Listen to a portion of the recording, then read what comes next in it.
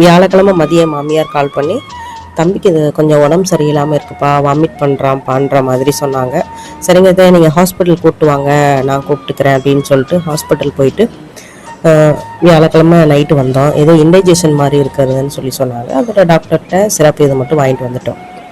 வெள்ளிக்கிழமை யூஷுவல் வேலைக்கு போகிற மாதிரி இருந்தது. ஸோ தம்பியும் இங்கே கூட்டிகிட்டு வந்ததுனால தம்பியும் சேர்த்து ரெடி பண்ணி தான் ஆஃபீஸ் கூட்டிகிட்டு போகிற மாதிரி இருந்தது. அதனால் கொஞ்சம் வேகமாகவே எழுந்திரிச்சு பாத்திரம்லாம் க்ளீன் பண்ணிவிட்டு பால் வாங்கிட்டு வந்து டீ குடிச்சிட்டு இருந்தேன். அதோட தம்பி எந்திரிச்சிட்டான். அவனுக்குமே பாலும் பிஸ்கட்டும் கொடுத்துட்டு அவனும் குடித்தான். சரி கொஞ்சம் நார்மலாகிட்டான். அந்த சிறப்பு இதுக்கு கொஞ்சம் சரியாயிருச்சு. நானும் அதோட என்னோடய வேலைகள் பார்க்க ஆரம்பிச்சிட்டேன்.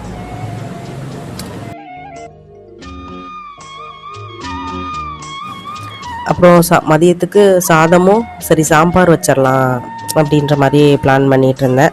ஒரு பக்கம் சாதம் வச்சுட்டேன். அதுக்கப்புறம் சாம்பாருக்கு தேவையான காய்கறிகள் எல்லாமே கட் பண்ணி வச்சுட்டு சாம்பாரையும் ஒரு வழியாக பண்ணி முடிச்சிட்டேன்.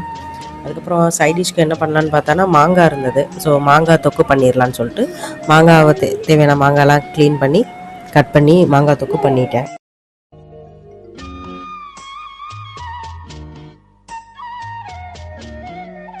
அவனுக்குன்னு சின்ன வயசில் ஒரு சேர் ஒன்று வாங்கியிருந்தேன். அந்த சேரில் என்னமோ தூசி ஒட்டிடுச்சான். அதை எடுத்து அவன் அப்படியே க்ளீன் பண்ணிருந்தான். அதோட அவனே ரெஃப்ரெஷ் பண்ணி கிளப்பிட்டு நானும் குளிச்சுட்டு நானுங்க 2 பேருமே சாப்பிட்டுட்டு ஆஃபீஸ் கிளம்பிட்டோம்.